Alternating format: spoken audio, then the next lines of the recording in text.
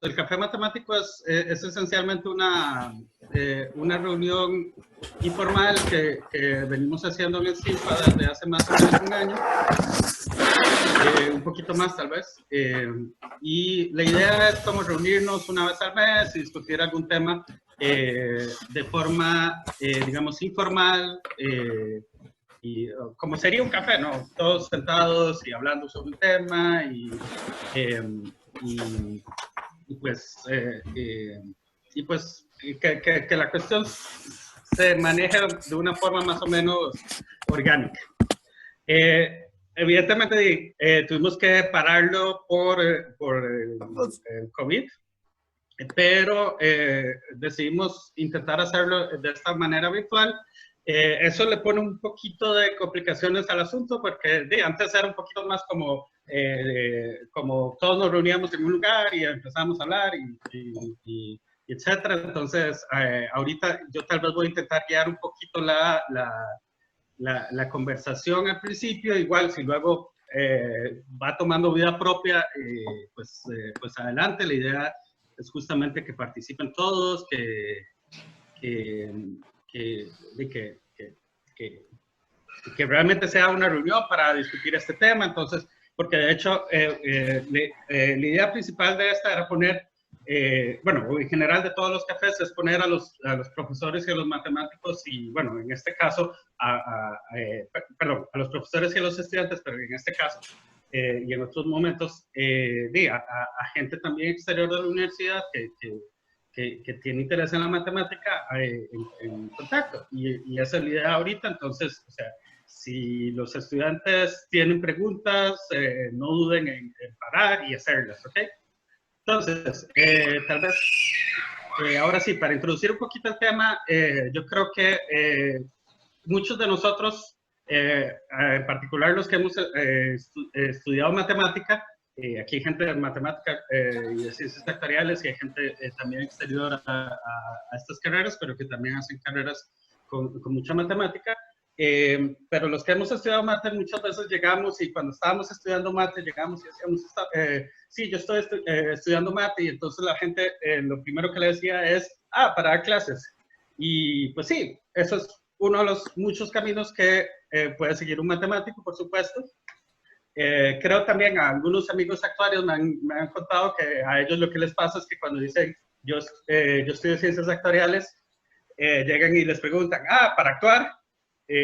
No sé si eso les ha pasado a algunos, pero bueno, yo creo que justamente a veces en un mundo como el que estamos ahora, en el que el pragmatismo de nuestras carreras siempre está en escrutinio, siempre es bueno preguntarse cuál es el rol de las matemáticas ya fuera de la academia. Entonces, un poquito para eso es esta charla. Y entonces, tenemos invitados de varias instituciones o empresas externas de la U. Y entonces yo quería ir poco a poco que ellos fueran ofreciendo sus experiencias, sus nociones acerca de cuál es ese rol de las matemáticas fuera de la academia. Okay, entonces tal vez para empezar, puedo pedirle a algunos de estos que ya tienen experiencia entonces trabajando fuera de la academia, que nos cuenten un poquito los lugares en donde han trabajado, qué tipo de lugares, en cuál tipo de lugares han trabajado y más o menos cuál ha sido lo de ustedes en esos lugares. Intenten tal vez no extenderse mucho nada más, por favor, porque somos bastantes, entonces si nos cuentan ahí un poquito, no sé quién quiere empezar.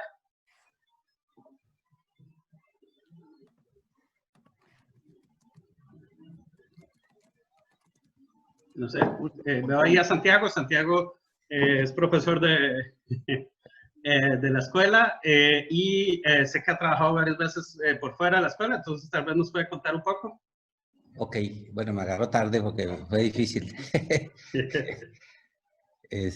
Muy bien, qué bonita actividad, la verdad. Bueno, ahí veo a Alex, ¿verdad? Alex, yo creo que fue el pionero ahí en el banco con el asunto de del análisis de riesgo, ¿verdad? Que fue realmente un paso gigante en el país, ¿verdad? Que marcó un antes y un después. Y bueno, a mí me correspondió pues llegar después ahí a apoyar y en su momento a sustituirlo cuando él ya dejó el banco. Y la verdad la experiencia es interesantísima, ¿verdad? Yo al principio dije voy a ir ahí por un par de años y la verdad me gustó mucho, ¿verdad? Y me quedé bastante rato al final. Por ahí veo a Alvarito también, cuando estuvimos ahí en el banco, pues bueno, Álvaro fue en nuestras contrataciones ahí y bueno, al final pues ahí está tirándole todavía. Y ya, yo creo que se pueden decir muchas cosas sobre el trabajo, digamos, fuera de la universidad, ¿verdad? Desde el tipo de gente con el que uno se encuentra, ¿verdad? Es decir, la gente es diferente, la gente espera que uno le hable otras cosas, ¿verdad? Cuando uno llega, llega en modo U y quiere convencer a la gente demostrando los teoremas, ¿verdad? Y entonces, en algún momento choca con esa barrera que hay, ¿verdad? Y entonces tiene que empezar a adaptar el discurso, ¿verdad? Y ahí el tiempo lo va llevando a uno y se va dando cuenta que tiene que, pues, los parámetros o lo que se espera que usted haga o que usted exprese es muy distinto a lo que se espera en la academia, ¿verdad? Parte de las cosas que uno tiene que aprender, digamos, desde el principio. Pero bueno, ok, ya Sí, dejo ahí. vamos a ver si alguien más nos cuenta. No sé si el mismo Alex, ya que entraron un poquito en el tema, o si alguien más, no sé. Okay. Bueno, para mí siempre fue la parte aplicada de trabajar en la calle, no es algo o sea, como que en mi vida siempre fue una posibilidad, porque yo de hecho estudié ingeniería eléctrica antes de empezar en matemática y todo eso, pero digamos, cuando yo volví al país, yo no lo consideraba como una opción. Yo venía, digamos, pensando únicamente en hacer investigación y no en trabajar en un banco, pero por diversas situaciones personales, tuve que empezar a trabajar en el banco. Al principio lo sentí así como una obligación, pero al final terminó gustando. Digamos, de lo que más me gusta a mí de poder trabajar en matemáticas, digamos, con gente que no son matemáticos, es la parte de interactuar y de conocer y conocer los problemas que las demás personas tienen y cómo se pueden resolver con las herramientas que uno aprende en un contexto más teórico, ¿verdad? Y que no siempre es como en los libros de texto, ¿verdad? Ecuaciones diferenciales, que está el problema así y que uno lo resuelve con una receta, ¿verdad? Sino que hay que ponerse a ver cuál de todas las herramientas existentes es la que mejor se adapta al problema. Recuerdo que una de mis primeras experiencias fue con abogados. Seguro Santiago y Álvaro saben de lo que estoy hablando.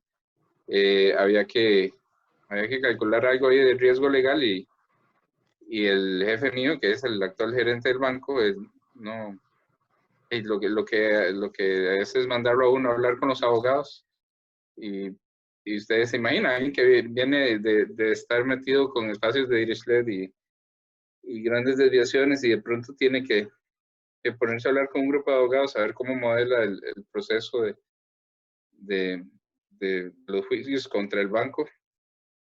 Digamos, fue un reto bastante interesante y el tratar de que una vez que uno tiene esa descripción, buscarle un modelo apropiado, en este caso era cadenas de Markov, y luego comunicarlo, que es otra de las partes que es bastante difícil en esas instituciones, que es poder comunicar lo que uno hace de modo que la gente, que desarrolle confianza entre la gente que va a usar esos modelos.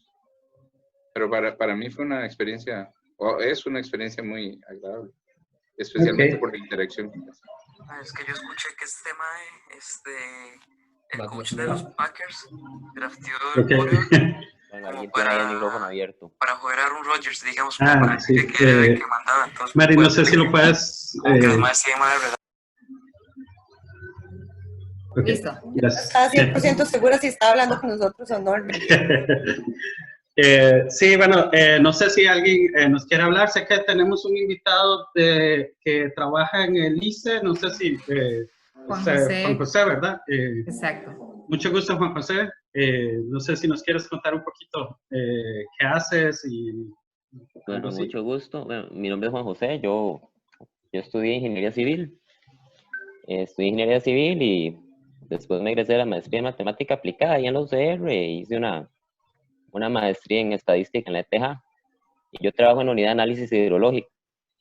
Entonces, yo les puedo decir que por lo menos en el campo de ciencias del ambiente hay un montón de aplicaciones para la matemática y un montón de datos.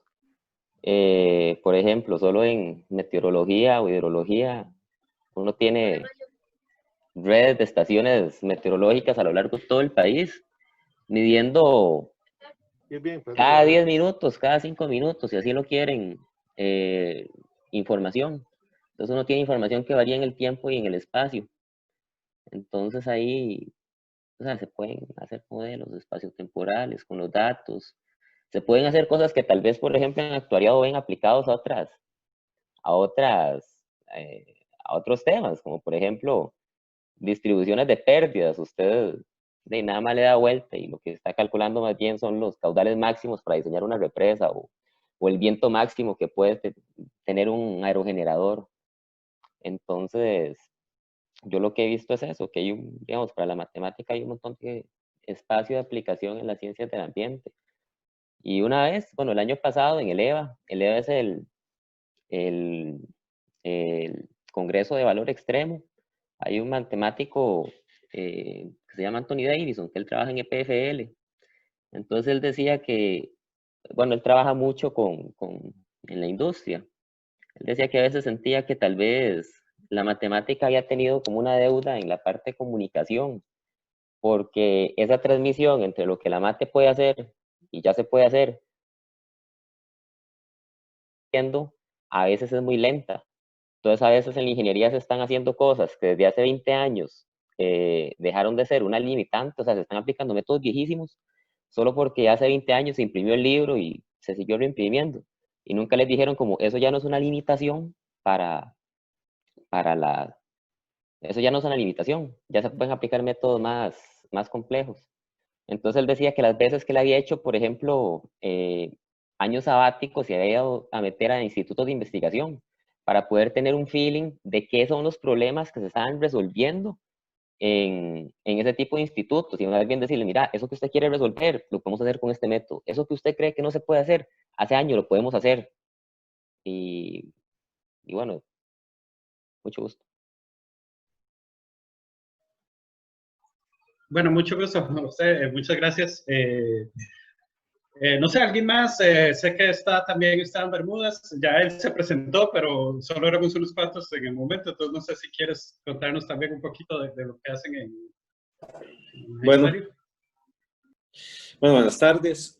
Sí, bueno, ahí les estaba comentando que ya que son 6 años que estoy ahí encargado del departamento actuarial en la Junta de Pensiones del Magisterio Nacional, que es el ente que otorga las pensiones a todos los docentes del país, digamos, de primaria, secundaria, universidades públicas, ¿verdad?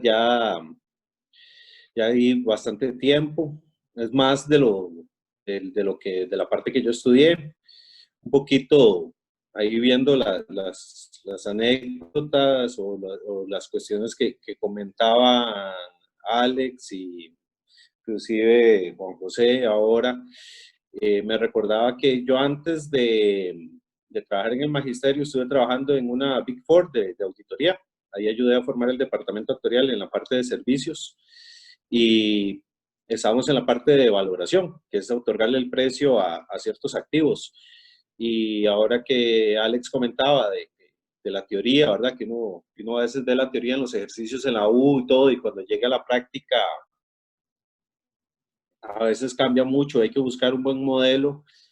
Me acuerdo que siempre cuento la anécdota que lo peor que a mí me tocó valorar, porque valoré desde árboles, activos biológicos, una vez una cartera de telenovelas, ¿verdad? Que eso fue lo más raro y complicado de entender, porque primero uno ni ve novelas, ni sabe qué hay, pero al final encontré en Miami un especialista en novelas, que todavía sigo sin entender cómo uno se especializa en ver novelas. O sea, creo que es muy fácil, es sentarse a ver tele nada más, pero el tipo ya sabía de novelas, y ahí uno le decía cuántos países ya se había visto la novela y cuáles países no se había visto, y que si se podía, cuánto se podía meter en el mercado y todo, y eso y costó, y igual uno ahí aplicando los modelos matemáticos, ¿verdad? Y ya ahora aquí en el magisterio, pues nosotros tenemos un modelo bastante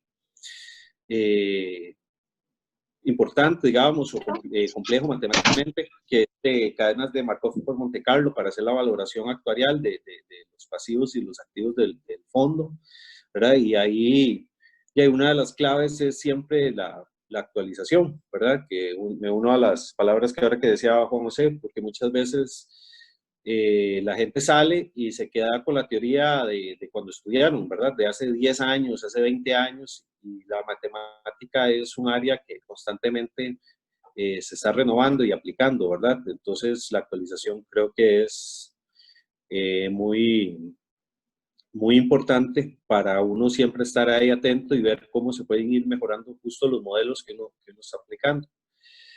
Y volver a agradecerle la invitación de estar virtualmente al café.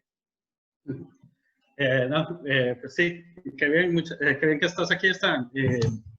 Veamos, yo, bueno, sé que hay mucha gente aquí que tal vez tiene algo que decir y pues yo no los conozco tal vez a todos, entonces no se sienta, o sea, siéntanse libres de levantar la mano y decir, yo quiero contar un poquito qué hago yo o así. Tal vez sí quería preguntar un poquito, veo que acaba de llegar, entonces la voy a poner de una vez ahí al frente. Karen, Karen hace poco me contó, porque hace poco empezó a trabajar en una empresa de Bitcoin, si no me equivoco. Bueno, no de Bitcoin, de monedas electrónicas, entonces no sé si nos puede tal vez contar un poquito. No es eso, ok. Entonces... Buenas noches a todos. Bueno, buenas tardes ahí. Gracias por la invitación, Rafa. Entonces, ¿qué es lo que estoy haciendo actualmente? Estoy trabajando en una startup brasileña que está construyendo un blockchain, un protocolo de blockchain 100% de cero. Y básicamente blockchain, las personas no conocen mucho lo que es blockchain, pero es la tecnología que está por detrás de Bitcoin, que es la principal criptomoneda que todo el mundo escucha. Entonces, yo lo que hago ahí, yo soy pesquisadora. Básicamente estudio algunos modelos y innovaciones para aplicar en la empresa. Y me contrataron específicamente porque dentro del protocolo de blockchain existe algo que es llamado del problema de consenso, que básicamente es tratar de que toda la red, porque básicamente el blockchain lo que trata es del mundo virtual, de cómo la economía va a ser de aquí para adelante. Entonces, el protocolo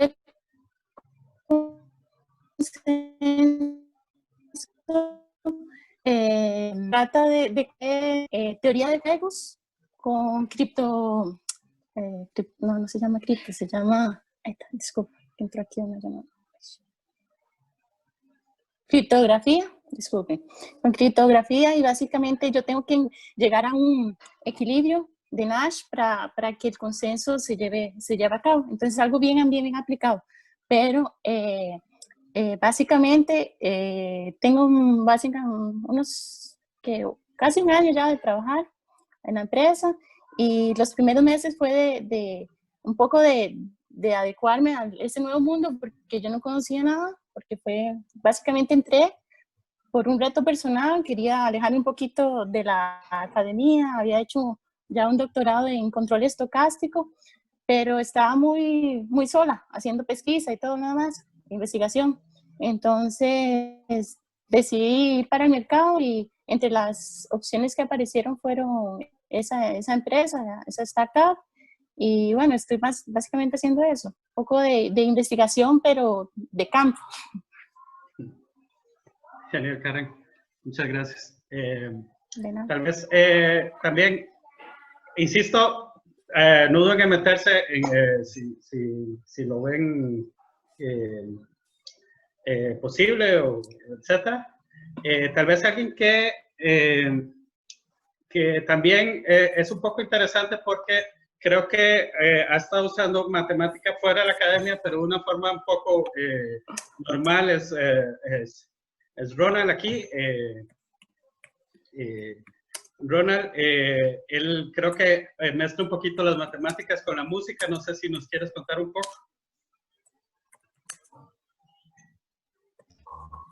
Buenas tardes a todos y a todas.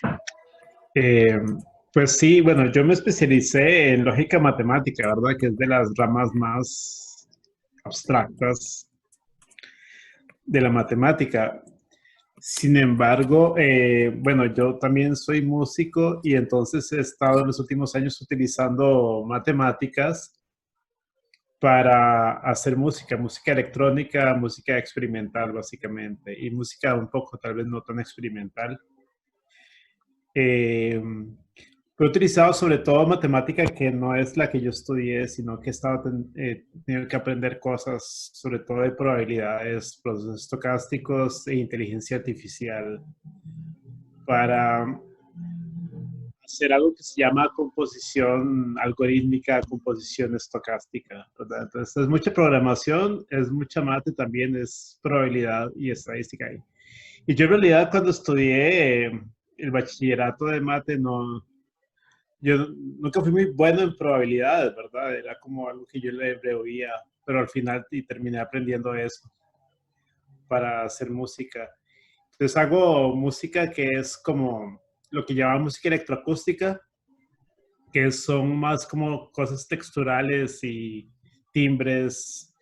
Y hago música un poco más cercana al techno también, utilizando estas técnicas. Y entonces es algo que está en proceso constantemente. También hago algo de improvisación con inteligencia artificial, como que los instrumentos electrónicos detecten los gestos que hago para interpretar el sonido, por ejemplo. Pues. Okay. Muchas gracias, Ronald.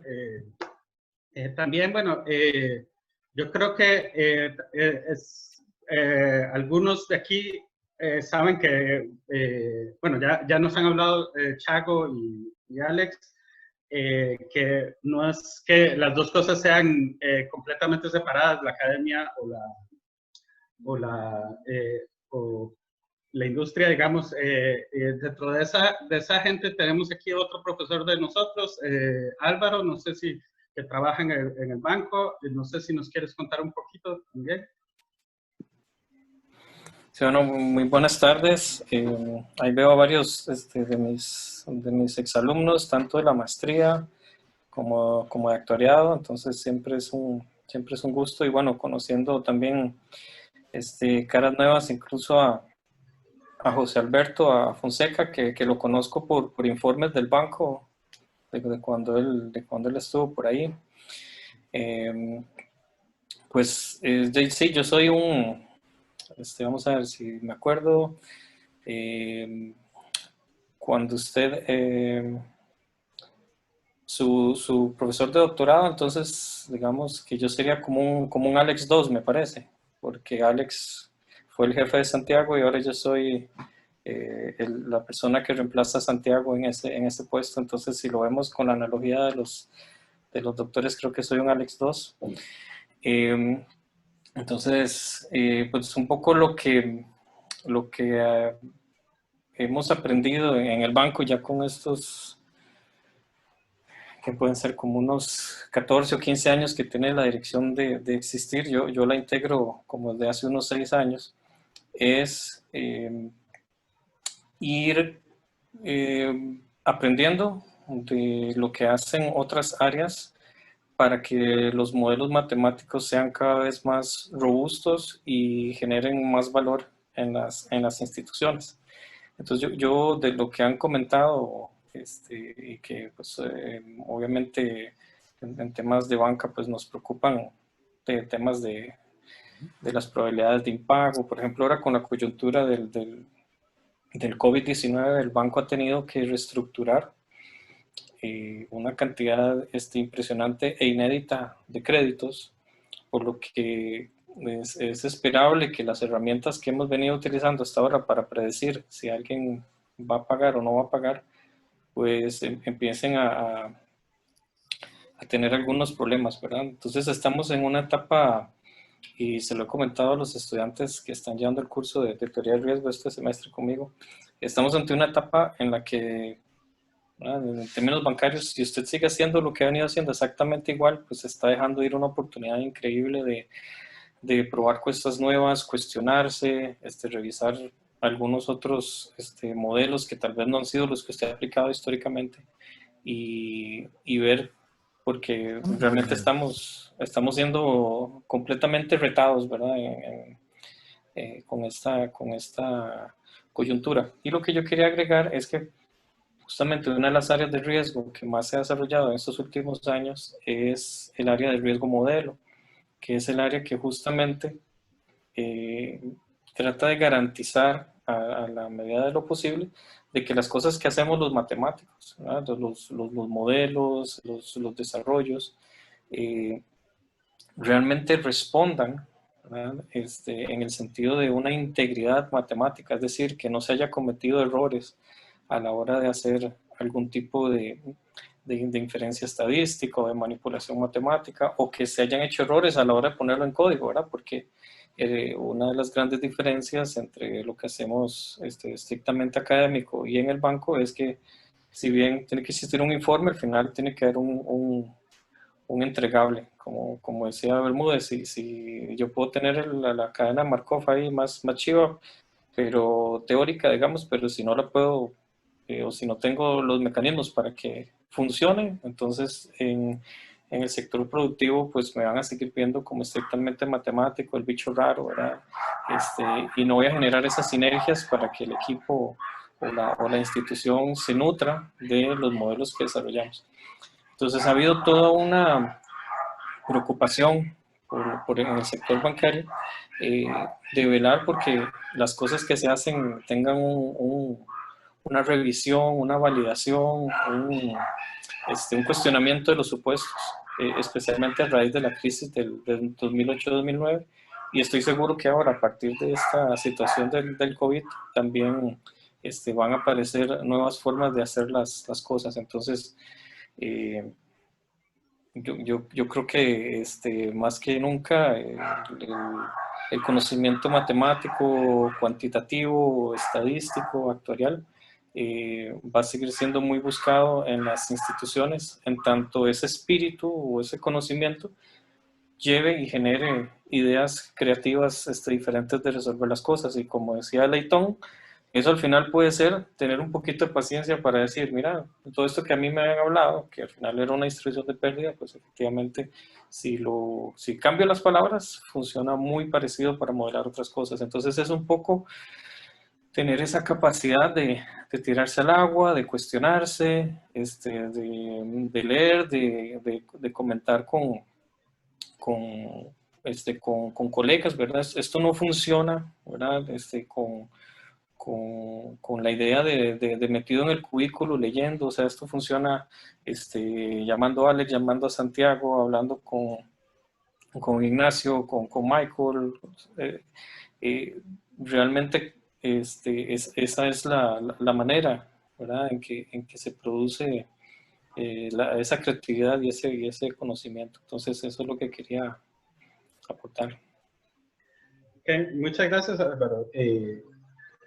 De hecho, acá Álvaro mencionó un poquito la situación del COVID-19, entonces es un poquito, bueno, es una lástima, no pudieron venir ninguno de ellos, pero bueno, ellos sí trabajan propiamente en la universidad, pero hacen cosas que tienen un impacto bastante real fuera de la universidad.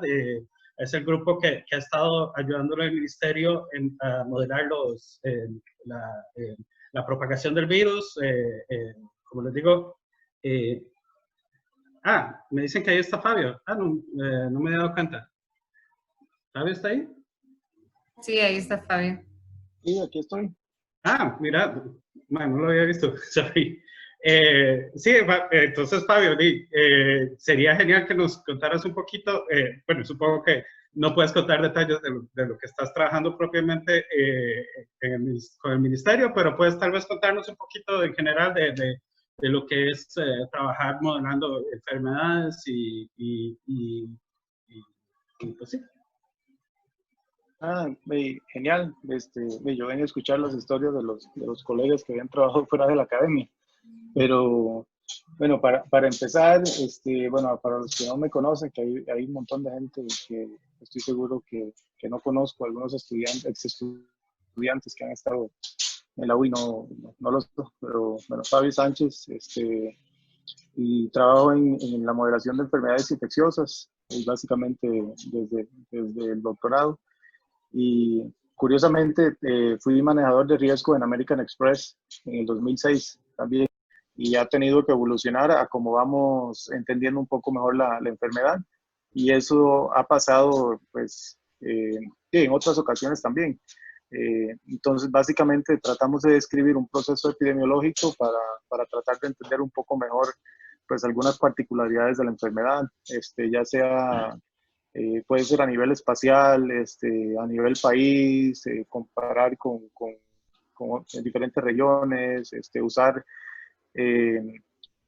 Machine Learning, a lo mejor no para hacer la música bonita de Ronald, que por ahí la he escuchado, sino para tratar de predecir el riesgo de dengue, por ejemplo, a nivel cantonal, y eso lo hicimos el año pasado.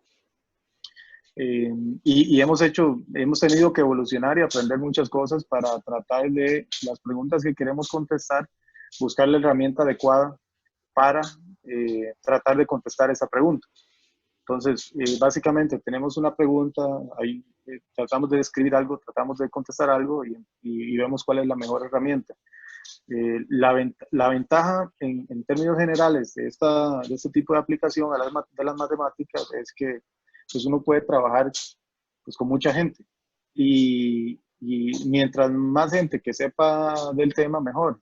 Por ejemplo, en mi equipo pues hay estadístico, que es Luis Barbosa, matemático aplicado en análisis numérico, que es Juan Gabriel, Paola Vázquez, que es mi estudiante de maestría, es médico, y mi postdoc, que es Yuri García, que estudió tiene un doctorado en matemáticas aplicadas.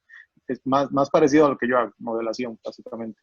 Pero también, ese es el equipo directo, pero el equipo indirecto, pues, por ejemplo, gente de microbiología, Eugenia Corrales, Adriana Troyo, del CIGEFI, el director Hugo Hidalgo, del Estado de la Nación, Jorge Cuyel, del Ministerio de Salud, el ministro ahora, Rodrigo Marín, el director de Vigilancia. Entonces, todas esas herramientas las utilizamos, o sea, todos somos muy valiosos cuando estamos haciendo este tipo de modelaje. Ahora hay un montón de gente más. En esta situación específica hay cantidades de gente, y yo creo que por ahí escuché a Juan José, que es del ICE. ¿Verdad que sí? Sí que escuché que estaba por ahí. Sí. Sí, con Juan José estábamos reunidos ayer. Sí.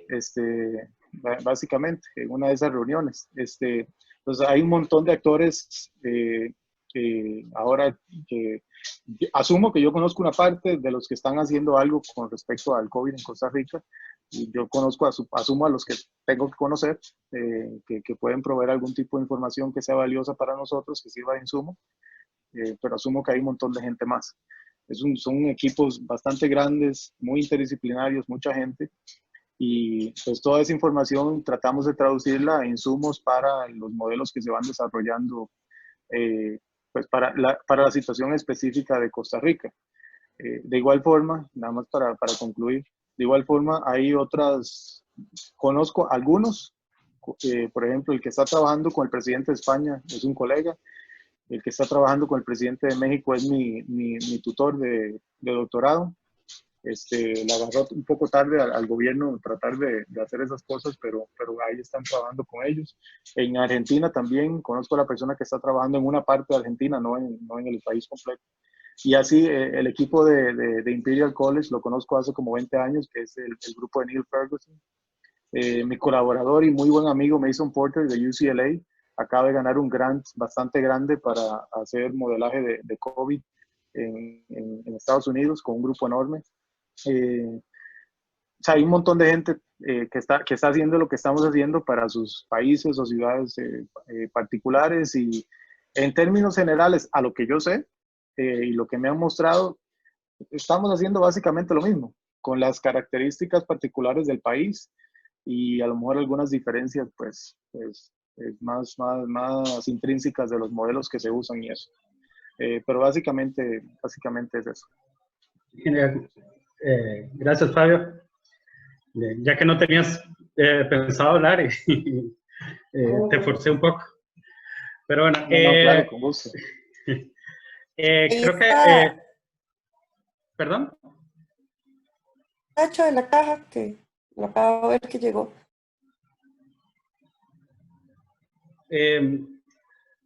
Bueno, no sé, tal vez sé que hay mucha gente aquí que de hecho ya perdí un poco la cuenta. Sí, como dice Sammy, creo que por ahí está Ignacio Bustamante de la Caja. Sé que Michael Solís ha trabajado también fuera de la academia por un tiempo, Alberto Fonseca, tenemos dos personas de ingeniería también, que, o sea, no sé si alguno de ustedes quiere contarnos algo ahí rápido, más o menos, de qué hacen, cómo ven las matemáticas fuera de la academia. Tal vez hablo yo. ¿No? Michael. Sí, tal vez voy a contar mi experiencia así muy rápido. O sea, yo trabajé un tiempo, bueno, la práctica la hice en la caja, digamos, supongo que mucha gente cuando estudió doctorado hizo más o menos lo mismo, como en otros, sí, muy parecidos, ¿verdad? Y luego, en esa época también trabajé con Alex, justamente, en el departamento de modelación matemática, que yo creo que en ese momento no se llamaba así, creo que se llamaba, o sea, solamente la dirección de riesgo, creo, y creo que después cambió el nombre. Y la verdad es que, bueno, esa experiencia fue bastante interesante porque es lo que decían ahora todos los compañeros, ¿verdad? Que uno llega súper con un mundo diferente de cómo funciona, no sé, una clase o una cierta estructura teórica, y apenas se enfrenta uno a un problema más aplicado, pues todo colapsa, ¿verdad?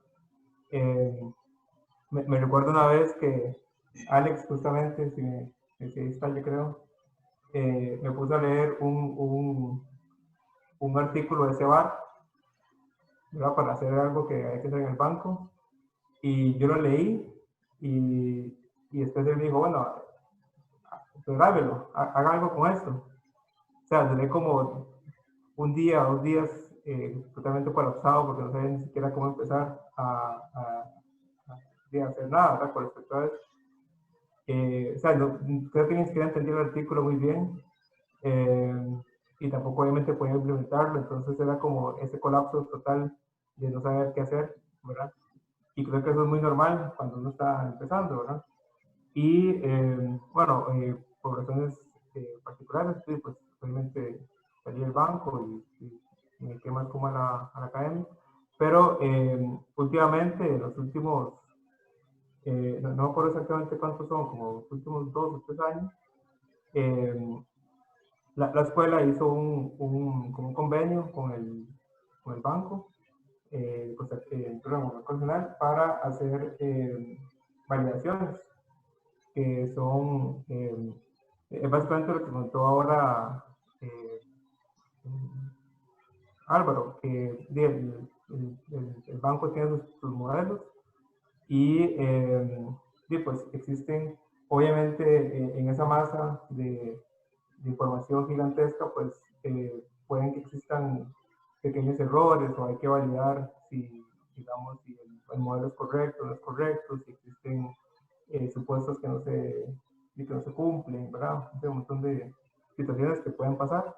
Entonces, ese convenio que hizo la escuela con el banco, bueno, Luis y yo trabajamos en esos últimos años, que básicamente sí, el banco nos daba los modelos de ellos, pues, junto con alguna documentación y datos, y entonces tratábamos de probar a ver si efectivamente digamos, el modelo funcionaba, y obviamente le damos las recomendaciones correspondientes a ellos para que pudieran mejorar. Y yo creo que en los últimos años se ha visto una gran mejora en ese tipo de modelos, porque al final, o sea, cada vez que volvemos a revalidar un modelo anterior, pues existen las recomendaciones son tomadas correctamente, y pues igual uno, o sea, con el tiempo se ve que el cierto modelo ya alcanza cierta madurez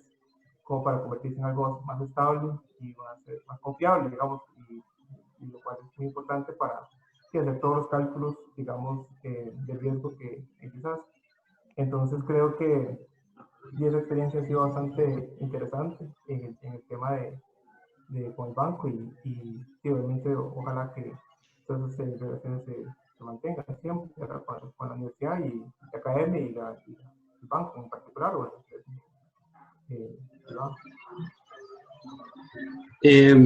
muchas gracias, Michael. Había algo que yo quería más o menos comentar y tal vez hacerle la pregunta a todos los que tenemos aquí, y es un poquito esta noción de con la que había introducido un poquito de cuando la gente en Costa Rica tal vez piensa en carreras de matemática y ese tipo de cosas, piensa tal vez en alguien que enseña o alguien que hace cosas muy abstractas y muy nada que ver, y entonces tal vez quería que discutiéramos un poquito, tal vez ustedes que ya han trabajado fuera de la academia, cómo han hecho o cómo sienten que se puede hacer mejor un matemático o un actuario para venderse en el mercado laboral, que se enfrenta a otras, digamos, a otras carreras que tal vez son un poquito vistas más como esta es la gente aplicada y así. Creo que Ronnie quiere decir algo. Sí, bueno, buenas tardes de nuevo a los que no estaban cuando me presenté. Mi nombre es Ronnie Pacheco, yo soy ingeniero industrial. Yo estoy terminando mi doctorado en ingeniería industrial en una escuela muy enfocada en investigación de operaciones. Tal vez en ese punto, siendo un externo, tal vez les pueda ayudar, ¿verdad? Claro. Mi acercamiento ha sido porque estando allá me topé con muchísima matemática y con muchos matemáticos que son los profesores de las escuelas de ingeniería, son matemáticos, por lo menos en esa facultad que está llena de investigación de operaciones. Está llena de matemáticos y hay miles de aplicaciones de matemática en investigación de operaciones, en todos los modelos de optimización, toda la distribución, todas los secuenciamientos, las asignaciones de todo, en aviones, en predicción de uso de energía y demás. Mi experiencia estando en Costa Rica es que los ingenieros, por lo menos los industriales, somos muy aparte, tal vez un poco intimidados por una experiencia medio traumática en nuestra universidad. Por lo menos esa fue la mía, ¿verdad? Cuando los ingenieros, por lo menos los industriales que yo conozco, le tenemos miedo a los cálculos y a las ecuaciones diferenciales y al álgebra, y quizás un poco guiados por malas experiencias. Yo me acuerdo que era terrible para nosotros llevar esos cursos, y yo no sé cómo será hoy en día. Pero evidentemente nosotros deberíamos estar mucho más cerca, nosotros deberíamos ser nuestros aliados número uno en resolución de problemas en la industria de Costa Rica o en los hospitales o a mí me gusta hacer modelaje de hospitales. Mi tesis ha sido en modelos estocásticos, en uso de camas y de uso recurrente de recursos uno sobre otro en modelos de colas. Nuestros socios naturales deben ser los matemáticos. Entonces, un poco por eso cuando vi esta actividad anunciada, decidí acercarme, porque yo digo, bueno, deberíamos trabajar más cerca, ¿verdad? Como un aliado natural de la ingeniería, por lo menos, deberían ser los matemáticos. Por supuesto que hay muchas otras especialidades. Creo que en los últimos años sí ha habido acercamiento de algunos profesores de matemática con algunos profesores de ingeniería. Yo no soy aquí para hablar, pero no vino hoy, pero yo sé que Carlos Montalto ha hablado con algunos profesores de ingeniería y han planteado proyectos en conjunto. No sé si alguien más sabe de alguno, pero sí, definitivamente. A veces yo creo que tal vez no solo entre mate y ingeniería, a veces la U tiene como mucha, cada uno se queda en su lugar.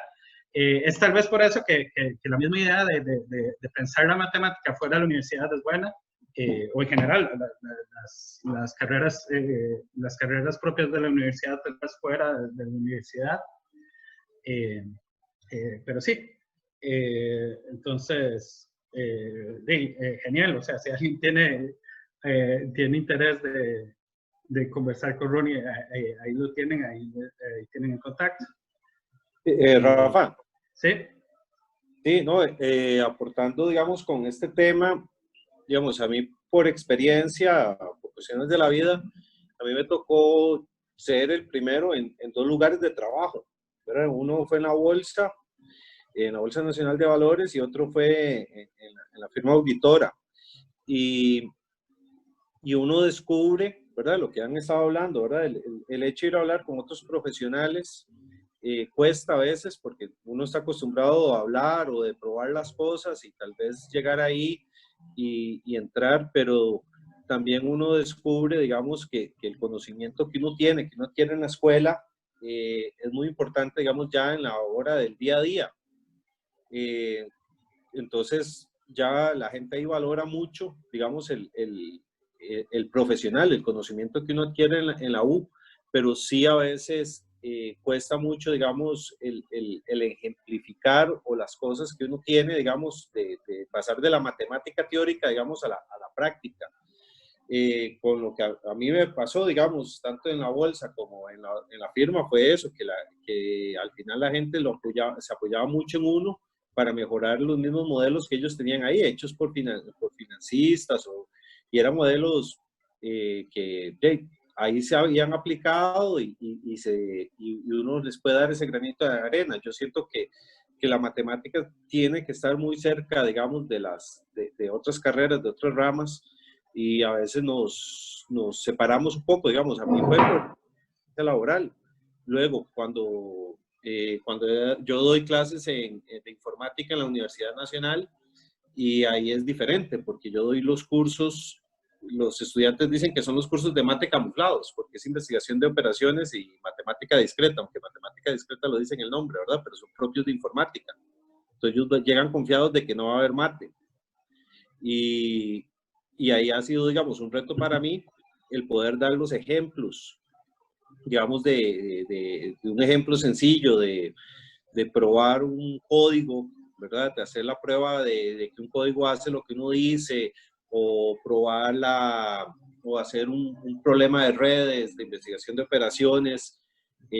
A veces uno se le vuelve un poquito complicado, pero al final ya esa interacción yo siento que uno aprende. O sea, uno les enseña a la gente un poquito de matemática, tal vez no van a resolver ahí una ecuación diferencial grandísima, pero por lo menos uno les enseña algo o a valorar el conocimiento que se adquiere en la escuela, y uno como profesional aprende mucho de otras áreas, ¿verdad? Uno de un montón de áreas que uno tal vez ni sabía, digamos, y uno empieza a ver cómo la gente resuelve cosas o problemas que uno nunca le había pasado en la cabeza, y esa interacción, por lo menos a mí, me ha servido un montón, porque uno aprende un montón de otras áreas, ¿verdad? Y sí creo que la escuela de mate tiene un gran potencial, digamos, de esa interacción que no hemos, tal vez a lo largo de la historia, yo creo que se está logrando en estos últimos años, ¿verdad? El hecho del proyecto del Banco Nacional ha ayudado mucho a la interacción, y ahora ver tantos que están trabajando en diferentes áreas, yo siento que poco a poco la escuela va interactuando con otras áreas y se va conociendo. El mismo hecho de lo que hicieron Fabio y los compañeros, de que saliera anunciado por parte del ministro, eso yo siento que ayuda mucho que la gente vea lo que se hace en la escuela de mate, ¿verdad? Y que genere esas interacciones, que otras instituciones lleguen a tocar la puerta de la escuela y digan, vea, tenemos este problema, ustedes nos pueden ayudar, ¿verdad? Siento que el hecho de la proyección de la curva que hicieron, que es algo importante, digamos, también académicamente, porque promociona la escuela, ¿verdad? Sí, claro, y de hecho, bueno, por supuesto la escuela, que la escuela tenga una presencia ahí es importante. Tal vez yo me preguntaba un poquito más en términos de lo que son los estudiantes intentando salir al mercado laboral, porque esa es una realidad. Yo creo que si somos sinceros, hasta hace unos años la escuela casi siempre intentaba crear matemáticos meramente académicos. Yo creo que con la llegada de alguna gente como Alex, hubo ese, digamos, ese cambio a, ok, vean, un matemático también es un empleado posible para la empresa privada o instituciones no académicas. Y justamente yo siento que una conversación bonita que podemos tener es un poquito eso. Digamos, los sectarios tal vez tienen un poquito más de chance de venderse fuera de la academia, aunque me imagino que también todavía hay una pequeña percepción de que es solo análisis de riesgo, análisis de riesgo, análisis de riesgo, pero yo creo que también los matemáticos sí tienen ese estigma de como los estamos creando para ser académicos y tal vez eventualmente necesitan conseguir trabajo fuera de la academia, y entonces, ¿cómo pueden venderse? ¿Cómo pueden llegar donde una compañía y decirle, vean, yo soy un matemático, soy valioso para ustedes? Es que, Rafa, disculpa ahí, pero yo sí creo que es una labor doble, o desde que yo me gradué lo he pensado de esa manera. Los graduados, los que nos hemos colocado fuera de la escuela de mate, digamos, del ámbito académico, creo que tenemos una labor de ser buenos profesionales, de vender la escuela. Diga, mira, vale la pena que yo tenga aquí a un matemático o que yo tenga aquí a una persona de esos conocimientos. Digamos, yo ahorita, por aparte, estoy desarrollando un proyecto con una clínica privada en el área de salud, y con solo ver el modelo de la primera reunión, ellos ven el valor agregado que da un profesional. Ahora, a mí no me interesa trabajar en esa clínica, ¿verdad? A mí no me interesa trabajar ahí, pero ya ¿cuál es parte de mi objetivo? Bueno, vender los servicios y esa parte, pero también es llegar y dejar la puerta abierta para que alguien de actuariado o alguien de estadística o alguien de matemática, ellos digan, mira, aquí vale la pena tener a esta persona aquí, ¿verdad? Y la otra labor, yo siento que es la proyección de la escuela hacia la comunidad, ¿verdad? Hacia el país. Digamos, sí, esto claro.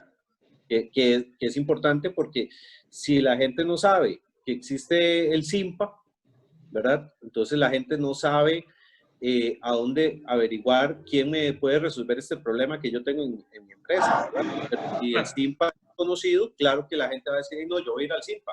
Y una vez que hace el SIMPA, el proyecto, y todas las personas, las mismas empresas pueden llegar a decir, mira, yo necesito aquí un profesional, ¿verdad? Y entonces, voy a buscar a alguien, ¿verdad? Alguien que esté recién graduado o alguien con experiencia, depende del perfil que se tenga, pero creo que es una labor doble de los que salimos de la escuela, que ya estamos en la área laboral, promocionar las cosas, promocionar en otras empresas que se pueda entrar, abrir esas puertas, y también de parte de la escuela el promocionarse, digamos, como con el centro de el CIMPA, para que se pueda dar a conocer, ¿verdad? Y eso puede ayudar mucho para que los estudiantes vayan y puedan entrar, porque si cuesta mucho, Claro. La gente no entiende el problema que tiene hasta que ven un matemático resolviendo, se lo dice, ah, mira, ese era el profesional que ocupaba, pero antes cuesta mucho tocar la puerta y decir, vea, yo soy matemático, y dice, y qué bien, ¿verdad? Entonces, Sí, creo que... sí, creo que Javier levantó la mano primero. No sé, Javier, ¿quieres decir algo? Sí, yo creo que hay otra fuente de relación del CIMPA y la Escuela de Matemática con el sector externo, que son las consultorías. Hace muchos años hicimos una en la que yo participé, porque yo sé que colegas habían participado antes en otras. A mí me tocó con el ICE la primera vez, por ahí de los años 90, más o menos, finales de los 90. Estaban William Castillo, Oldemar Rodríguez y el Chino González. Y después nos tocó una que acaba de mencionar Esteban, por cierto, que es con la Bolsa Nacional de Valores. En ese momento era con Eduardo Pisa, y necesitábamos a un estudiante avanzado de la escuela, y le pedimos justamente a Esteban, y él participó en el proyecto en ese momento como estudiante avanzado y se quedó en la bolsa trabajando. Entonces, digamos, fue una manera también de hacer esa relación academia con sector externo, pero a través de una consultoría. Y después hubo otras, tal vez en otras no fuimos tan exitosos en colocar a alguien. Hubo otras con el BCR, con Financorp, que creo que ya no existe, y con Bioversity, un proyecto de modelación que hicimos con Mario Villalobos para cuestiones de suelos bananeros y en fincas de varios países. Pero es importante sí tomar en cuenta que la consultoría puede ser un buen vehículo para relación, en primer lugar, academia con sector privado o externo en general, y eventualmente para la colocación de estudiantes avanzados o recién graduados. Okay, sí, definitivamente lo que mencionan yo creo que sí es algo que tomar en cuenta, o sea, la proyección misma que hace el CIMPA, eso es algo que también desde hace años, bueno, desde hace, sí, no sé, viene trabajándose un poquito más en proyectar el CIMPA un poquito hacia afuera, por supuesto. Creo que sí, seguiría Alex, que quiere comentarnos algo. Sí, era con respecto a, si le entendí bien la pregunta que usted hizo, a un nivel personal de cómo un estudiante o un matemático joven, digamos, puede promocionarse para trabajar en el sector, digamos, no académico. Bueno, hay un tema que es fundamental, ¿verdad? Ya hace 20 años tal vez alguien que sabía Excel ahí se la jugaba haciendo aplicaciones, pero hoy en día hay que saber programar, no hay de otra, ¿verdad? De hecho, hasta se ve un poco mal hacer cosas en Excel. O sea, a mí me gusta Excel, pero igual como que en el mercado no se ve bien ya hacer cosas en Excel, entonces hay que saber programar, y ahora lo que está de moda, hace 20 años era MATLAB, pero ahora es R y Python, ¿verdad? Son lo que es de punta, y bueno, hay otros lenguajes que son propietarios que también son muy utilizados, pero esos son como los principales. Eso es como, digamos, como un requisito indispensable, y si bien no a todos los matemáticos les gusta programar, sí hay buena parte no tienen mayor problemas con eso. El tema que sí es un poco más complicado, digamos, a la hora de trabajar fuera de la academia, es la parte de la comunicación, yo creo que varios lo han hablado de eso, de lograr relacionarse con gente que no es matemática y poder entenderlos y darse a entender. Entonces,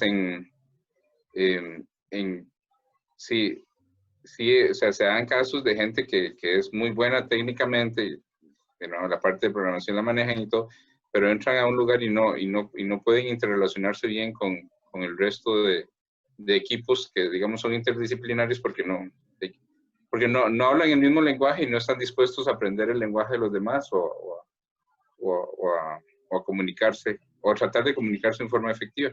Y esa pensaría yo que es tal vez el principal obstáculo que un matemático tiene que digamos que sobrepasar para lograr tener éxito en el ambiente laboral externo a la universidad. Porque lo de programación, como les digo, yo creo que es algo más estándar, hasta está en el plan de estudios, pero esa parte es fundamental. Sí, claro. Bueno, muchas gracias, Alex. Le toca a Sami. Sami, ¿quiere comentarnos algo? Hola. No, sí, yo solo quería contarles, evidentemente, porque definitivamente mi experiencia es totalmente, nunca he trabajado fuera de la academia. Sin embargo, yo estudié lógica, los que me conocen pues más o menos saben, que es bastante teórico dentro de las matemáticas, y tengo muchos colegas que estudiaron lógica también y que trabajan fuera de la academia ahora. Entonces también como que mi mensaje era un poco de que a pesar de que te especialices en matemática en un área que es demasiado teórica, digamos, siempre hay muchas posibilidades para trabajar afuera. Y muchos de mis colegas que trabajan afuera, que no están en Costa Rica, trabajan, por ejemplo, yo no sé si aquí hay ese tipo de empresas, eso es una pregunta que me pueden responder. Gente se encarga de contratar doctores. ¿Perdón? A mí te me estás cortando, pero no sé si a los demás. A mí también. Sí, sí. Perdón. ¿Ahora ya sí? Pues, sí. No sé dónde me escucharon. Pero ahora sí me escuchan. Hasta lo de las empresas, todo bien. Doctores. No, pues que ellos trabajan en empresas un poco que contratan doctores en áreas de ciencias básicas, ingeniería, computación, y que lo que se dedican es a resolver problemas casi que de todo tipo. O sea, como contratan a gente que es buena aprendiendo y resolviendo problemas,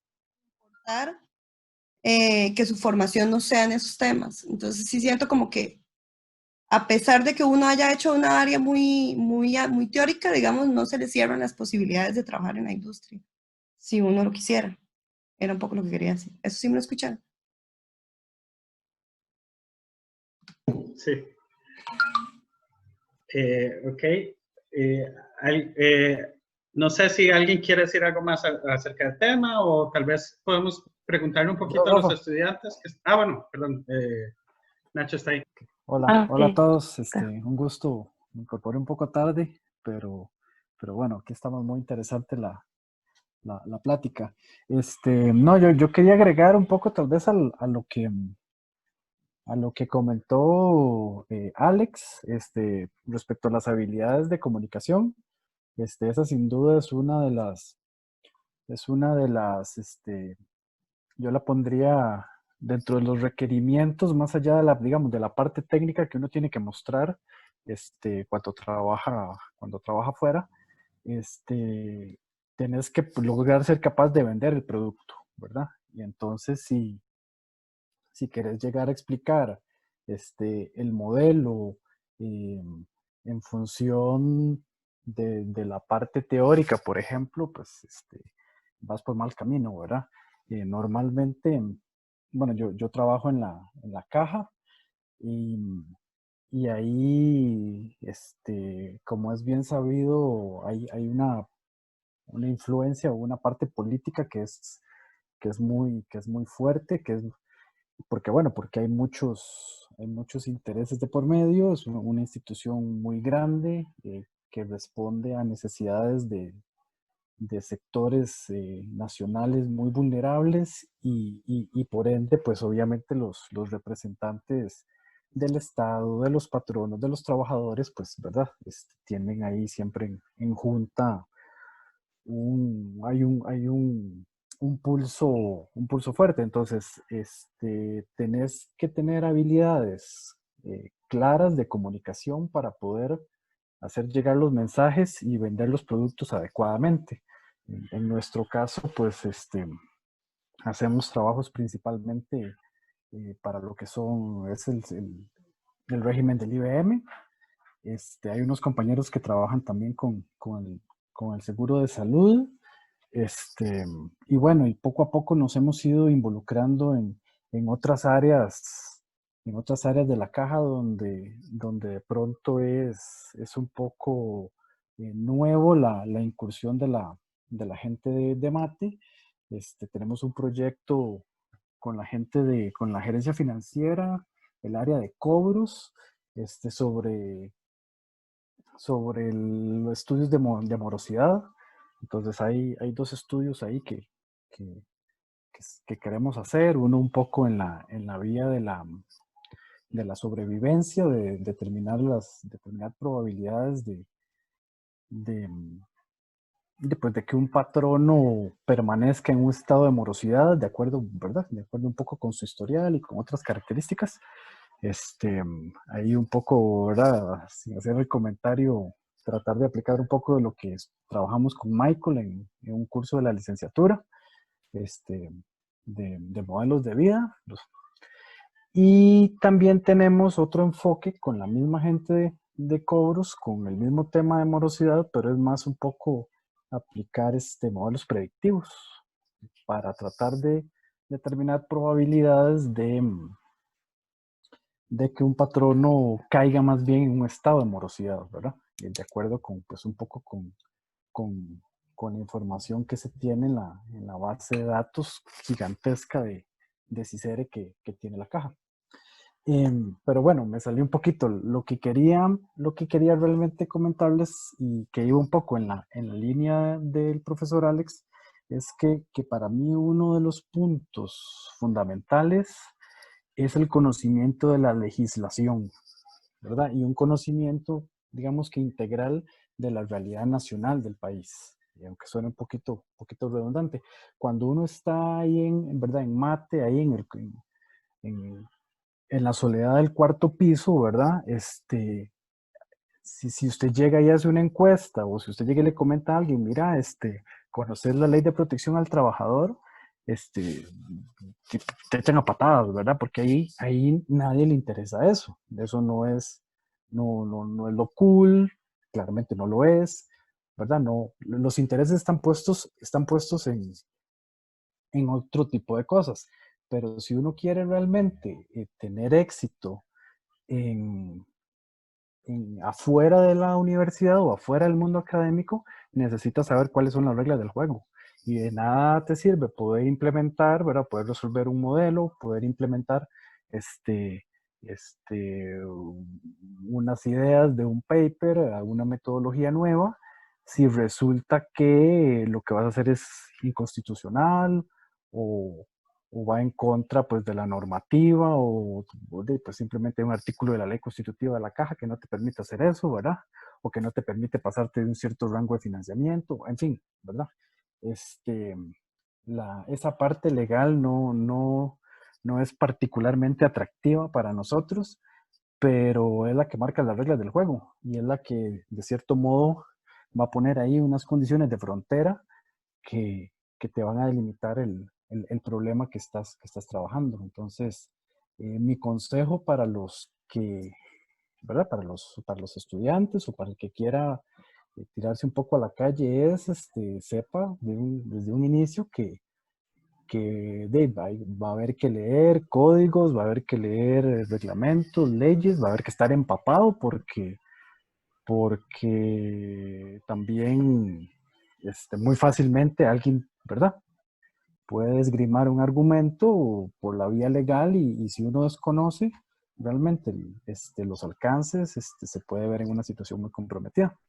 Pero bueno, básicamente eso es lo que quería agregarles. Muchas gracias.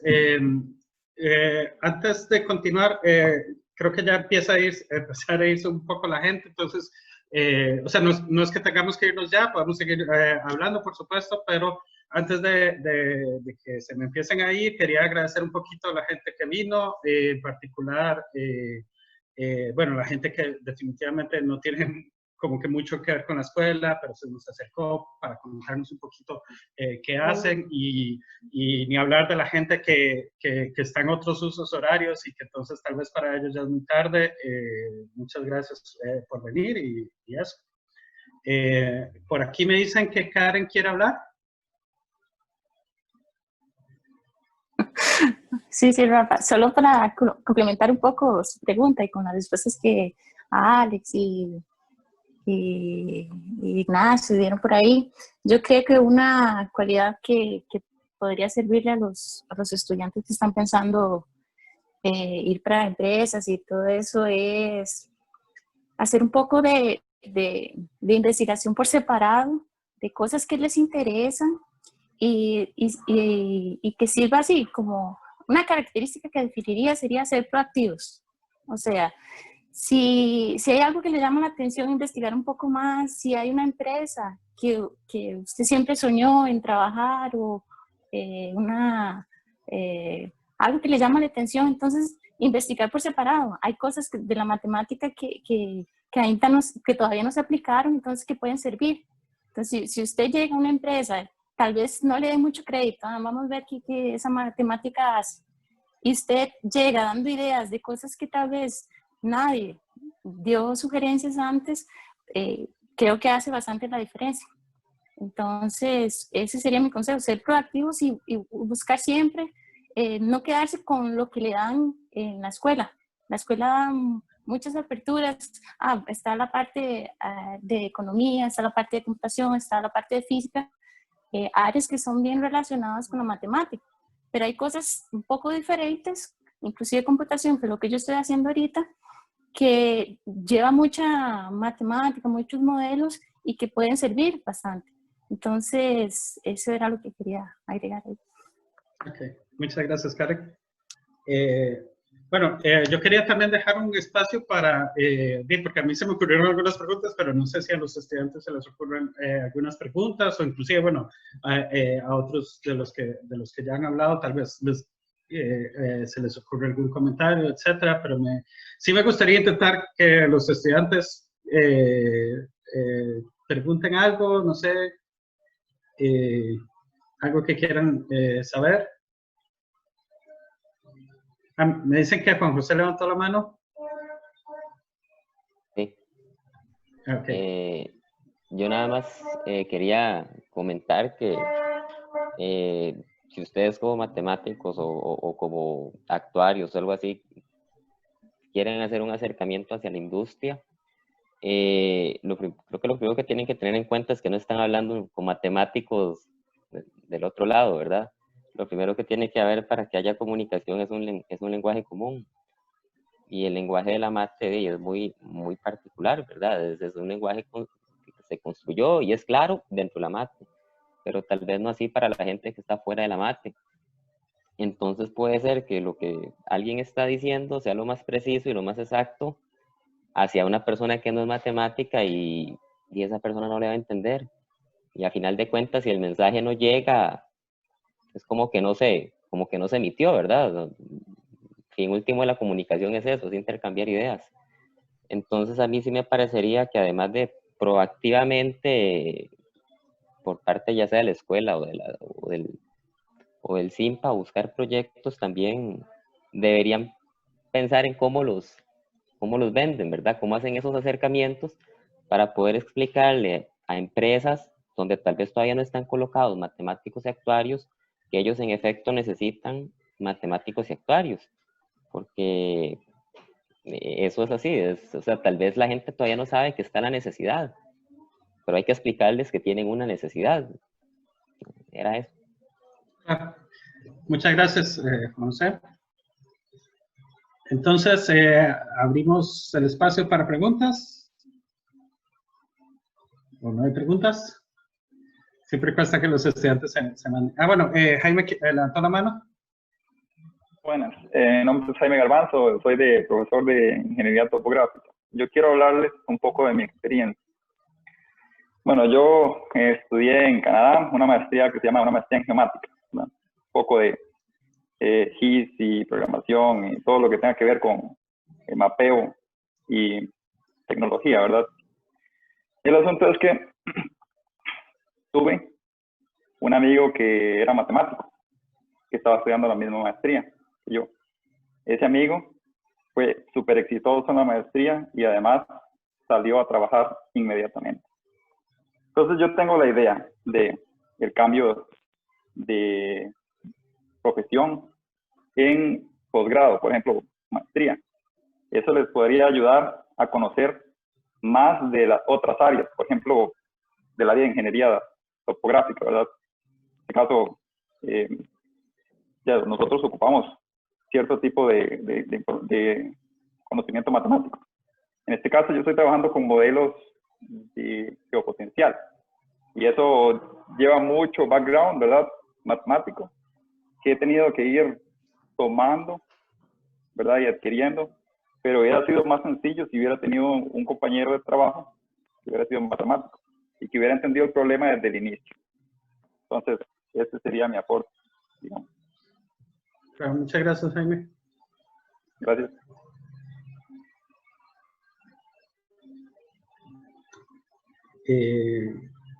Pues sí, no sé, de verdad no, nadie más tiene una pregunta, algo que nos quieran decir.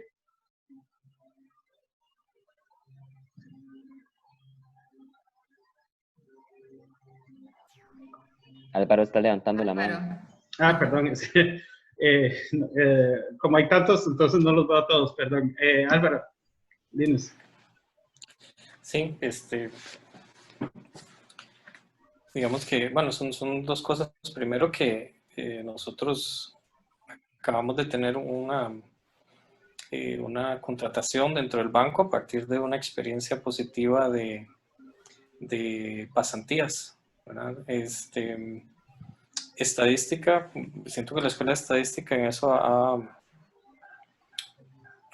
trabajado más fuerte y tienen un programa que los pasantes hacen por 2 semestres tiempo dentro de la institución y los proyectos tienen que ser, digamos, suficientemente retadores para ellos a fin de que haya un aprendizaje de parte de ellos y un valor agregado hacia la empresa. Obviamente eso en mate es un poco más complicado y en actuariado lo que se exige son 150 horas, que puede ser un tiempo muy limitado como para mostrarse y también pues va a depender de la calidad de la pasantía. Por lo menos nosotros sí nos gusta que, y de una vez para que los estudiantes lo tengan ahí claro, en el banco nos gusta que la persona, sea cual sea el avance que tuvo al final la pasantía, haga una presentación que tenga que entregar no solamente el informe y bueno, y vino, sino que tenga que tener esa exposición con gente que no es matemática o actuaria. Porque eso siento que es uno de los detalles, como decía, como decían varios por acá, Bermúdez creo que lo tocó, Nacho, que el propio Alex con el ejemplo de los abogados, ¿verdad? Eso es clave. Y me pareció muy interesante el aporte que dio Nacho con el tema de saber en dónde está usted parado. Y que eso puede cambiar tan diametralmente con cada país. De hecho, debo admitirles que a mí me sorprende que el propio Fabio no pueda contarnos más detalles del modelo, porque más bien en Estados Unidos, bueno, por lo menos que me gusta seguir en CNN al final de la noche lo que van, cómo se va moviendo el coronavirus en Estados, siempre hay un espacio en el que dan el update del modelo oficial de la CDC.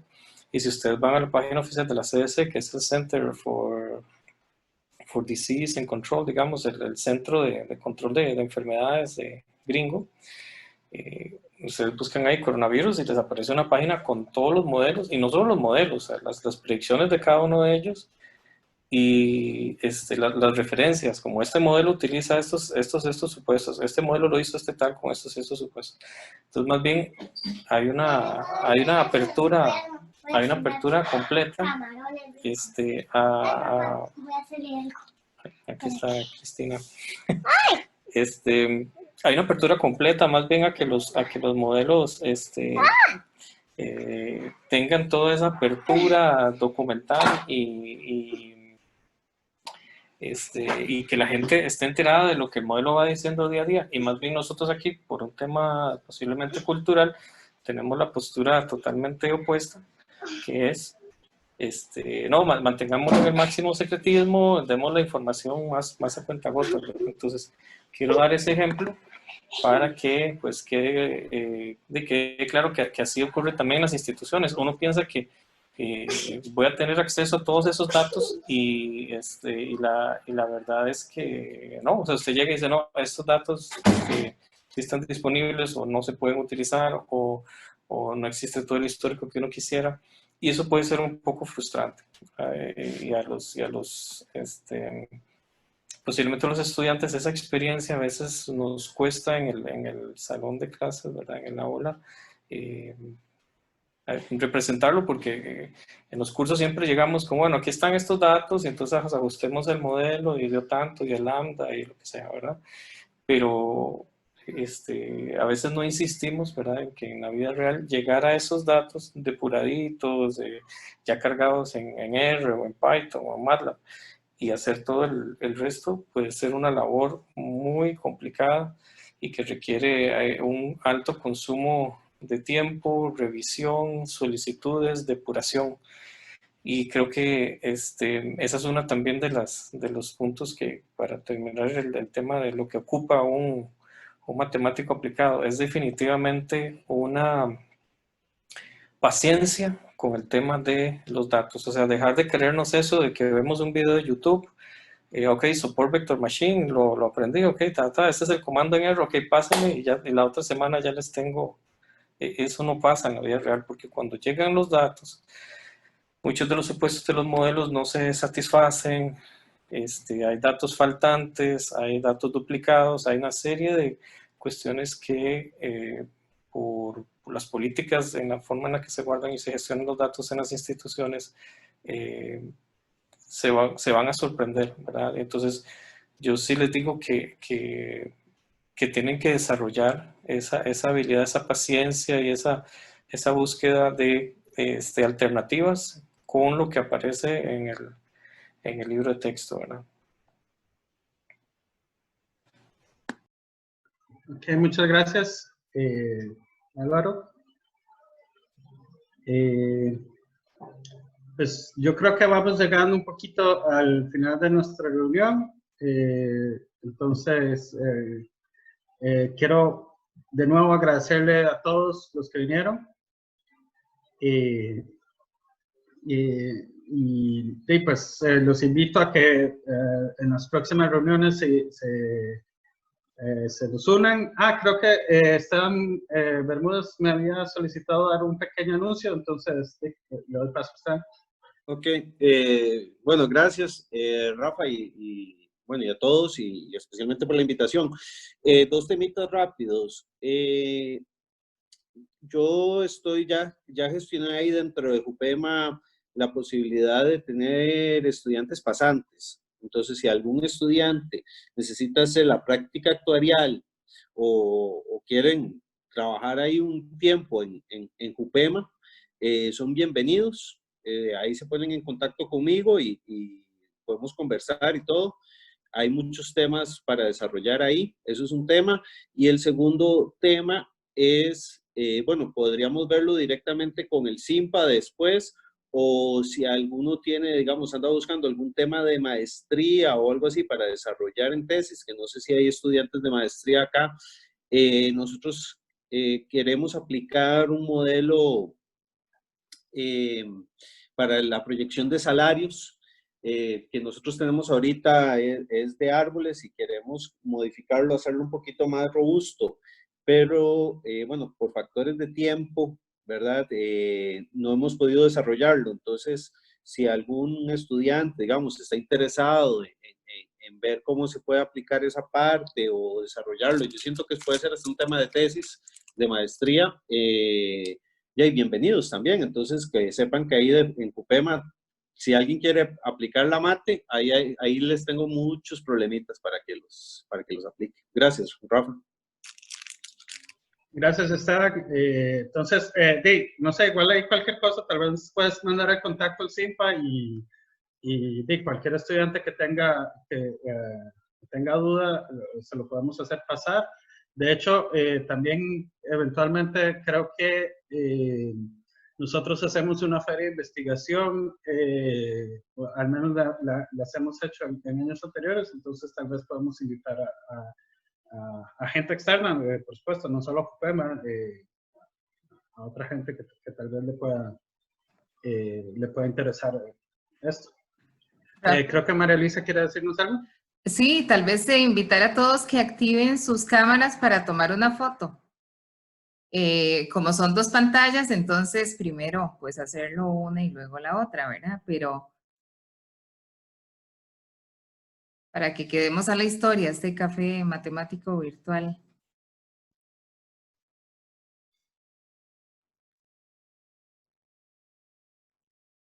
Me faltan algunos, Pedro Méndez. ¿Algo bien yo, María Luisa? ¿Perdón? Ana Montenegro, Marcelo Coto, en la primera pantalla. Ajá, Ignacio. Eso, ahí está. Me falta Pedro Méndez y Marcelo Coto, en la primera pantalla. Ajá. ¿Está algo bonito, sí? No tenemos la primera pantalla igual. Me falta Pedro. No sé si andará por ahí. Si no, bueno, voy a hacer una. Pedro está como distraído. Sí, ok, sonrían, vuelvan a ver. 1, 2, 3. Ok, ya me paso a la segunda, que me falta Albert Gutiérrez, Stephanie, Ricardo, Adler. Y Marcelo, me salen en la segunda. Ajá, espérenme un segundo. Ok. Ricardo andará por ahí, y si no, lo tomamos entonces. Sonrían a la 1, a las 2 y a las 3. Listo. No, de parte del CIMPA agradecerles y a Rafa y a todos los que están ahí aportando. Muchísimas gracias. Sí, alguien me preguntó, Sammy, me preguntó que si el próximo café tiene tema y fecha. Vale la pena mencionar que no tiene tema y tampoco tiene fecha. Los cafés intentamos hacerlos una vez al mes, entonces sería más o menos al final del próximo mes. Ahí estén atentos a las redes sociales del CIMPA y a los correos y nosotros les avisamos. Okay. Muchas gracias a todos por venir, estuvo muy bonito y insisto, gracias a los externos y a los estudiantes y a todos. Muchas gracias. Muchas gracias, buenas noches. Gracias, chao. Gracias, hasta luego. Hasta luego.